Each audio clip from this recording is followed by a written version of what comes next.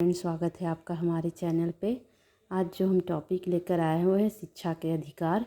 यह एक मौलिक अधिकार है जो भारतीय नागरिकों को मिला है। आज इसके बारे में हम विस्तार रूप से जानेंगे। विश्व में सर्वाधिक निरक्षर भारत में ही रहते हैं। जैसे अभिशाप से देश को मुक्ति दिलाने का निःशुल्क एवं अनिवार्य शिक्षा पाने का अधिकार अतः 1 अप्रैल 2010 को एक वास्तविकता बन गया है। सन 2002 में संविधान के 86वें संशोधन से शिक्षा पाने के अधिकार को मौलिक अधिकारों में शामिल करने के लिए सन 2009 में निःशुल्क एवं अनिवार्य शिक्षा पाने का अधिकार अधिनियम 2009 में पारित किया गया।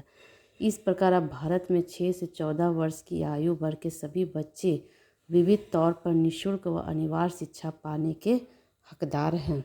कहने का ये अर्थात है कि 2009 में ये निःशुल्क व अनिवार्य शिक्षा पाने का अधिकार नियम है जो पारित किया गया था भारत में, जिससे 1 अप्रैल 2010 को इससे वास्तविकता में बन गया था, जिसमें 6 से 14 वर्ष की आयु के सभी बच्चे विविध रूप से निःशुल्क व अनिवार्य शिक्षा पाने के हकदार हैं। कानून के अंतर्गत बच्चों को अनिवार्य व निःशुल्क शिक्षा सुनिश्चित करने के लिए अनेक प्रावधान किए गए हैं, जिसमें शिक्षकों को नियुक्ति देने संबंधित प्रशिक्षण, आवश्यक आधारभूत ढांचे का विकास, निजी स्कूलों में बच्चों का प्रवेश देना संबंधित आरक्षण, स्कूलों में मिड डे मील समेत अन्य आवश्यक सुविधाओं के विकास के लिए विशेष कदम उठाए गए हैं। कहने का मतलब है कि बहुत सारे कानून जो है वो अनिवार्य और निःशुल्क शिक्षा को सुनिश्चित करने के लिए प्रावधान बनाए हैं, जिसमें शिक्षकों को नियुक्ति देने संबंधित प्रशिक्षण है, आवश्यकता आधारभूत ढांचे पर विकास है, आरक्षण है, मिड डे मील है। ये सब अन्य सुविधाओं के विकास के लिए विशेष कदम उठाए गए हैं। इस कानून के अनुसार शिक्षा के दायरे से बाहर छूट गए करोड़ों बच्चों को स्कूल में दाखिला दिलाना, हर बच्चों के पड़ोस में विद्यालय की व्यवस्था करना, हर विद्यालय को आरटीआई में दिए गए मानक के आधार पर मान्यता देना योग्य बनाना तथा मान्यता न होने पर दंड का प्रावधान। पैरा शिक्षक की नियुक्ति तथा नॉर्मल फॉर्मूला स्कूलों पर पाबंदी, कानून में दिए गए मानक के आधार पर आधारभूत संरचना उपलब्ध कराने योग्य व प्रशिक्षित अध्यापकों को नियुक्ति तथा अप्रशिक्षित व अल्प वेतन भोगी अध्यापकों को प्रशिक्षित करना, फेल पास प्रणाली से अलग बच्चे को लगातार संपूर्ण मूल्यांकन आदि जैसे कदम तत्काल उठाने होंगे। साथ ही 75% अभिभावक एवं कुल संख्या का 50% महिलाओं की भागीदारी वाली स्कूल प्रबंधन समितियों का जनतांत्रिक तरीके से गठन व संचालन तथा उनके द्वारा स्कूल के लिए विकास योजना बनाने व निगरानी जैसे प्रगतिशील योजनाएं तय की गई है। कहने का मतलब है कि ये सारे प्रावधान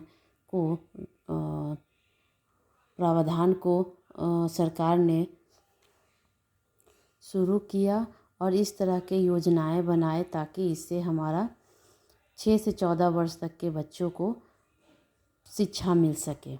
प्राइवेट स्कूलों में कुल बच्चों की संख्या का 25% पड़ोस की गरीब बस्तियों में रह रहे अर्थात आर्थिक रूप से कमज़ोर बच्चों को दाखिला दिए जाने का प्रावधान किया गया है। प्राइवेट स्कूलों के प्रबंधन ने एकजुट होकर उच्चतम न्यायालय की अदालत में इस प्रावधान को रद्द करने की याचिका दाखिल की थी, मगर उच्चतम न्यायालय ने अप्रैल 2012 के आदेश के जरिए इस याचिका को खारिज कर दिया। हालांकि अदालत ने अनुदान रहित अल्पसंख्यक स्कूल को कानूनी दायरे से बाहर कर दिया, जबकि यह मौलिक अधिकार 6 से 14 वर्ष की उम्र के सभी बच्चों को हासिल और संसद ने एक और संशोधन कर मदरसों व वैदिक विद्यालयों को भी इसके दायरे से बाहर कर दिया है। अतः इस कानून की सफलता के लिए अध्यापक व अभिभावक में जागरूकता फैलाना और उन्हें साथ लाना आवश्यक हो गया है, जिसके लिए उन्हें इस अधिनियम से परिचित होना भी आवश्यक है। कहने का मतलब है कि जो प्राइवेट स्कूल में बच्चों की संख्या का 25% पड़ोसी गरीब बस्तियों में रहने वाले आर्थिक रूप से कमज़ोर बच्चे को दाखिला दिए जाने का प्रावधान किया था। प्राइवेट स्कूलों ने इस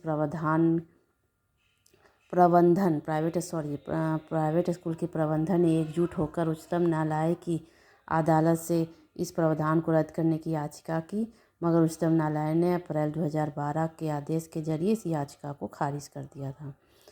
हालांकि अदालत ने अनुदान रहित अल्पसंख्यक स्कूलों को कानून के दायरे से बाहर कर दिया, लेकिन फिर भी ये मौलिक अधिकार 6 से 14 वर्ष की उम्र के सभी बच्चों को हासिल है।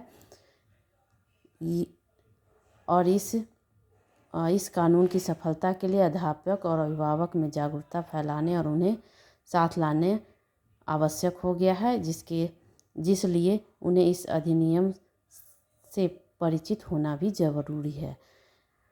फ्रेंड, अगर आपको मेरा वीडियो अच्छा लगा हो तो प्लीज़ इसे लाइक भी कीजिएगा और शेयर कीजिएगा और हमारे चैनल को सब्सक्राइब कीजिएगा।